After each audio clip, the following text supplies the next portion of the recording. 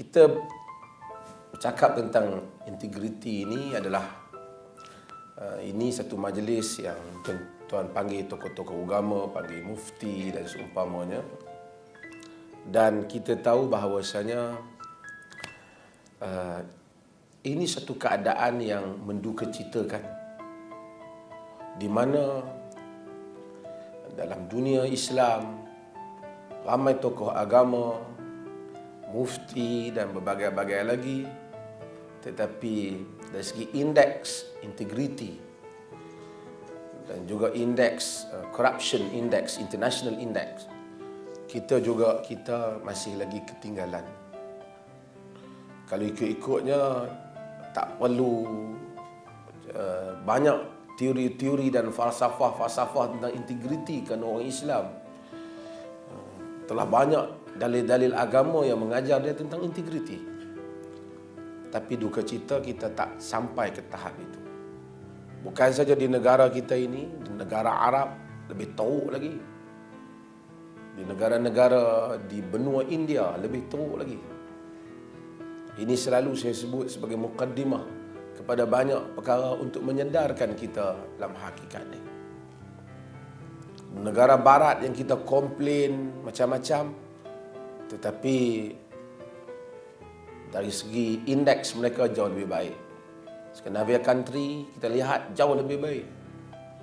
Norway, Finland, apa lagi ni semua jauh lebih baik. New Zealand, atau kalau kita compare dengan Singapura, jiran kita pun dari segi rasuah, ni ada tadi aspek mereka lebih baik. Ini persoalan yang perlu kita tanya tentang diri kita.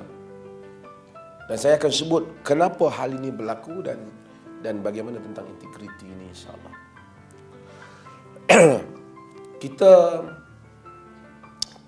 Saya selalu bandingkan dengan Jepun. Kata sekarang kepimpinan baru, kita kembali pergi ke Jepun. Jepun, macam selalu saya sebut, kalau kita pergi dia pun susah nak menentukan agama dia. Dulu masa saya mengajar universiti, saya ucapkan tahniah kepada orang Kelantan kerana Perdana Menteri dia Abe. Jadi saya kata tahniah lah pelajar-pelajar Kelantan, orang Kelantan jadi Perdana Menteri Jepun. Tapi apa yang saya nak sebutnya ialah Jepun ni agama pun kita tak tahu. Dia Shinto ke, dia Buddha, dia pun sukar nak menentukan pilihan diri dia. Dua-dua dia boleh pergi. Dia tengok mana yang murah. Mati dalam Shinto ke murah, mati dalam Buddha ke murah. Pasal mati ni pun juga ada orang yang duk tunggu siap dah. Macam juga orang Malaysia ni, bila kita mati, kadang-kadang orang akan datang tanya family kita, berapa nak habis untuk si mati. Dia punya penunggu tu dah ada siap dah, nak ambil projek tu. Sepatutnya kita yang contribute kepada keluarga si mati. Ini kita punya budaya tu. Kita pula yang nak kena bagi, si mati pula nak kena bagi sumbangan kepada yang tak mati. Banyaklah kenuri-kenuri yang sebelum ni tak kena buat, dia kena buat setelah mati. Ini pun satu perkara yang menimbulkan masalah dalam masyarakat kita. Itu dikritik oleh Za'bah tentang budaya-budaya ini yang telah memundurkan orang Melayu. Tak apa, dia sukar nak tentukan. Kenapa? Kerana dia tak kuat agama, tapi dari segi integritinya tinggi.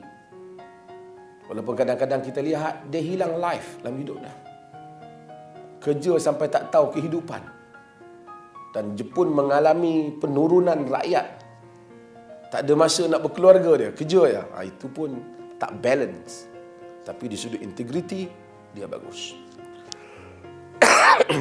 Sekarang lately ni kita lihat banyak isu ini dibangkitkan. Walaupun sebelum ni ada, tapi dibangkitkan sekarang.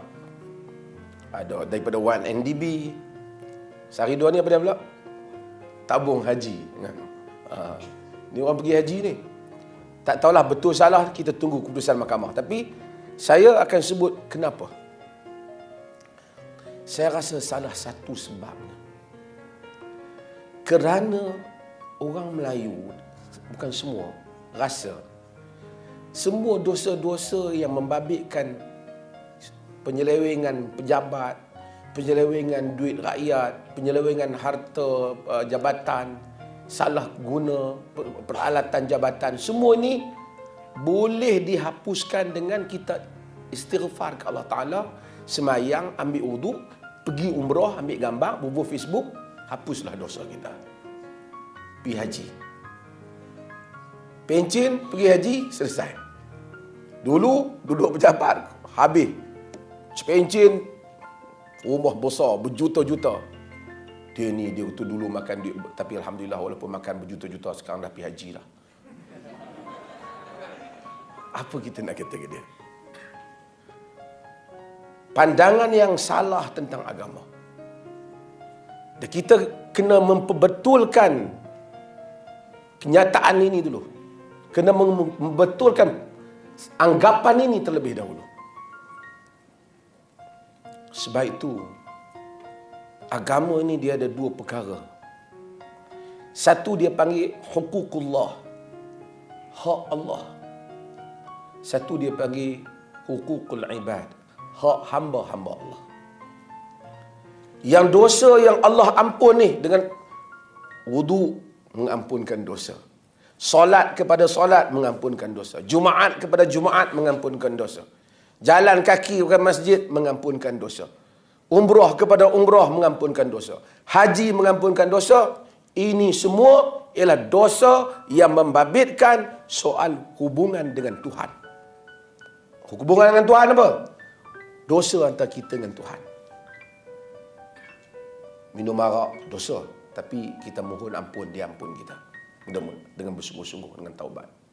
Zina berdosa, kita pohon ampun dengan sungguh-sungguh, dia ampun kita. Tapi kalau kita ambil harta orang, walaupun kita pohon ampun, walaupun kita mati syahid sekalipun, dia tak ampunkan kita. Kerana itu berkaitan dengan hamba yang lain. Ini perkara yang kita kena perlu bagi tahu.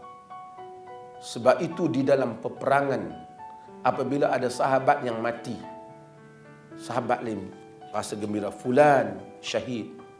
Si fulan itu telah mati syahid. Jadi Nabi SAW bila tengok orang duk puji si fulan mati syahid, si fulan mati syahid, Nabi SAW kata, kalla, sama sekali tidak. Dia syahid, fulan syahid fil jannah, fulan syahid masuk syurga. Syahid tu betul lah, masuk syurga. Nabi kata, kalla, walladhi nafsi biyadi, demi nyawa yang nyawaku berada di tangannya, yakni Allah Subhanahu wa taala, inna syamlata allati akhadhaha bi Khaybar, allati akhadhaha yawma Khaybar min al maghanim lam tusibha al maqasim, lam yusibha al maqasim tashta'ilu alaihi nara. Nabi kata, demi Allah, walladhi nafsi biyadi, demi yang nyawaku berada di tangannya, inna syamlata allati akhadhaha yaumal Khaybar, sesungguhnya sehelai selendang yang dia ambil pada hari peperangan Khaybar. Masa peperangan Khaybar, perang. Bila perang, orang yang terlibat dalam peperangan berhak mendapat pembahagian. Tapi dia ni, dia pergi ambil sehelai selendang sebelum dibuat keputusan pembahagian.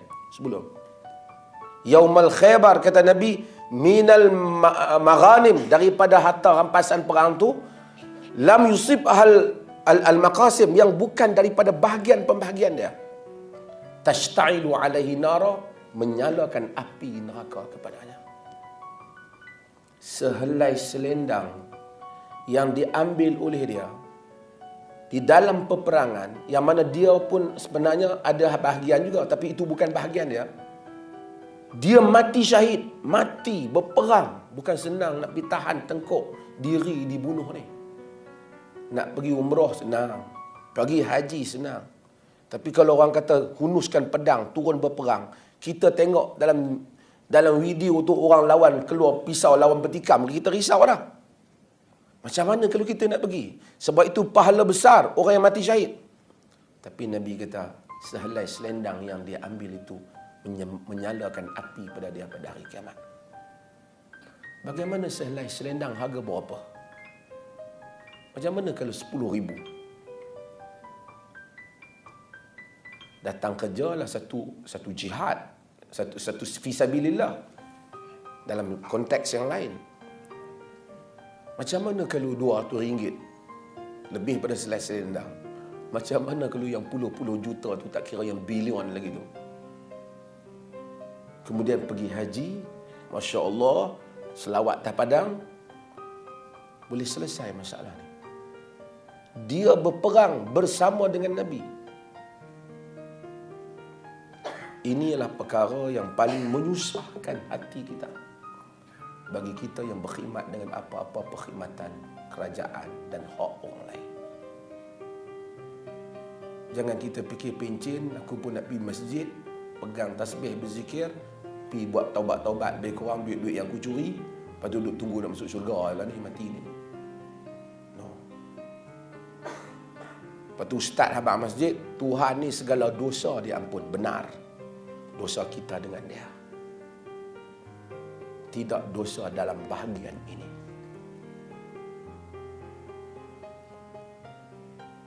Sebab itu saya ingin menasihati diri saya sendiri dan tuan-tuan jugalah. Bahawasanya dalam kerja ni, kita mesti ada kurang dan terlebih. Kadang-kadang kita lebih masa, kita kurang masa, kita keluar, member kita ajak pergi mana, makan patut sejam, kita makan sejam setengah. Tengok bos tak nampak. Kita ada, sebab itu di atas segala kelemahan ni, kita bayarlah. Bukan bayar duit mungkin, bayar balik masa. Bagi kerja kita tu lebih balik. Supaya berbaloi balik. Tak tahu apa sistem yang kadang-kadang sebagian tempat berbeza sistemnya. Kalau macam saya lah, saya tahu mesti ada, kadang-kadang kita jadi ada orang kenal ni, orang mari pejabat. Lepas mari pejabat, dia bersembang. Lepas tu dia nak ajak ke lain. Kita rasa perlu juga untuk binjangan kita pergi. Kemudian kita ambil masa. Tu kita balik lambat. Kita bagi selesai kerja. Tapi saya nak memperbetulkan anggapan ini dulu.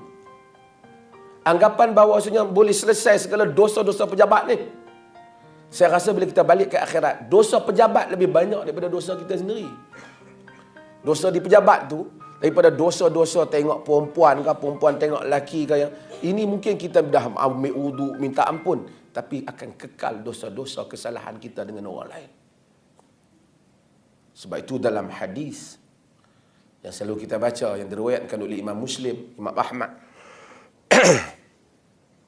Nabi tanya sahabat, atadruna mal muflis? Ni hadis ni selalu kita baca. Kamu tahu tak siapa muflis? Sahabat kata, al-muflisu fina man la dirham lahu wa la mata'. Muflis di kalangan kami ni adalah orang yang tak ada dirham, tak ada harta. Tapi Nabi kata, al-muflisu min ummati ya'ti yaumal qiyamati bi salatin wa siyamin wa zakatin.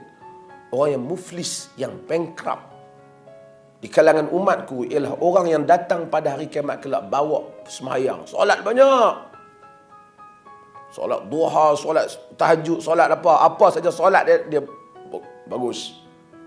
Wasiyamin, puasa sunat banyak. Wa zakatin, bayar zakat, bagi sedekah. Wa yati qad syatama hadha, dia datang dalam keadaan ada orang tu dia pernah kena maki dengan dia. Wa qadhafa hadha, ada orang tu dia telah tuduh dengan tuduhan zina dan seumpamanya. Wa akala mala hadha, dia ambil makan duit orang ni. Wa safaka dama hadha, tumpah darah orang ni. Wa daraba hadha, pukul orang ni. Fa yu'ta hadha min hasanatihi wa hadha min hasanatihi, ambil pahala dia bagi kat yang ni, ambil pahala dia bagi kat ni, ambil pahala dia bagi kat ni. Fa in faniyat hasanatuhu qabla an yuqda alaihi akhadha min khatayahum. Jika habis dah segala pahala dia, itu nanti dia orang fikir pula, aku ni dah banyak ambil rasuah, jangan sembahyang, takut orang ambil pahala sembahyang aku. Nabi kata, kalau habis semua pahala dia, ambil dosa-dosa mereka, akhadha min hasanati min khatayahum, dia ambil segala dosa-dosa mereka, faturihat alaihi thumma turiha finnar, kemudian ambil dosa tu letak atas dia, kemudian ambil dia campak dalam neraka.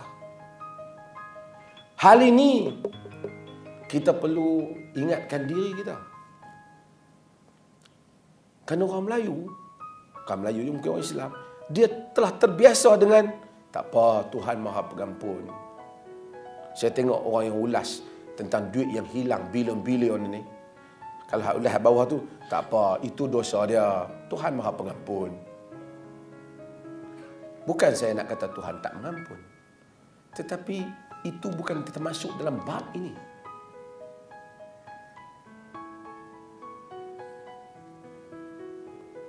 Agama itu, ini kena, agama ini kalau diajar dengan betul, ia membangunkan manusia, mendekatkan manusia dengan Tuhan. Tapi agama itu kalau salah diajar, di atas nama agama, manusia menentang Tuhan. Ini soal yang penting.